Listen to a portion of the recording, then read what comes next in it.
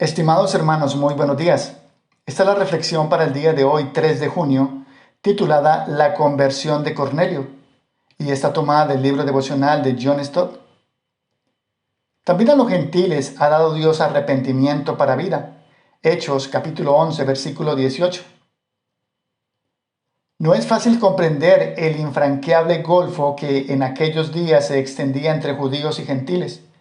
Ningún judío ortodoxo hubiera entrado jamás a la casa de un gentil, mucho menos se hubiera sentado a la mesa con él. Vimos en Hechos capítulo 8 que Dios impidió que se produjera un cisma en la iglesia entre judíos y samaritanos. ¿Cómo evitaría ahora el cisma entre judíos y gentiles? La historia se relata dos veces en Hechos. Primero lo hace Lucas en el capítulo 10 y luego lo hace Pedro a comienzos del capítulo 11. Seguiremos el segundo relato. Se ha dicho con razón que el tema principal de Hechos capítulo 10 y 11 no es la conversión de Cornelio, sino la de Pedro, conversión de su prejuicio racial. Él informó a la iglesia en Jerusalén lo que había ocurrido. Fueron necesarios 4 sucesivos fuertes golpes de revelación de Dios para que Pedro se convenciera de no llamar inmundo a nadie.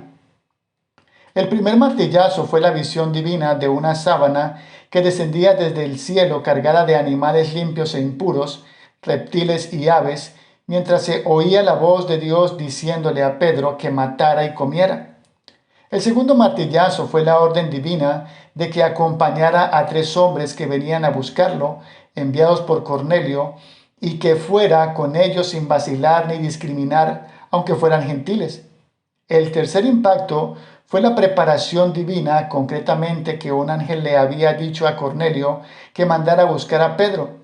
Es decir, que el Señor estaba en acción en ambos extremos, obrando tanto en Cornelio como en Pedro, arreglando intencionalmente el encuentro mediante visiones separadas, independientes y apropiadas que dio a cada uno de ellos en días sucesivos. El cuarto y último impacto fue el de la acción divina.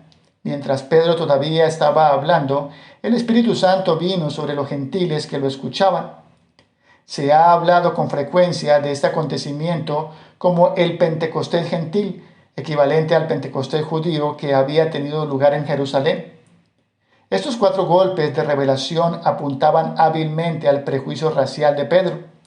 En conjunto demostraban de manera concluyente que Dios daba la bienvenida a los creyentes gentiles en su familia en las mismas condiciones que los judíos creyentes.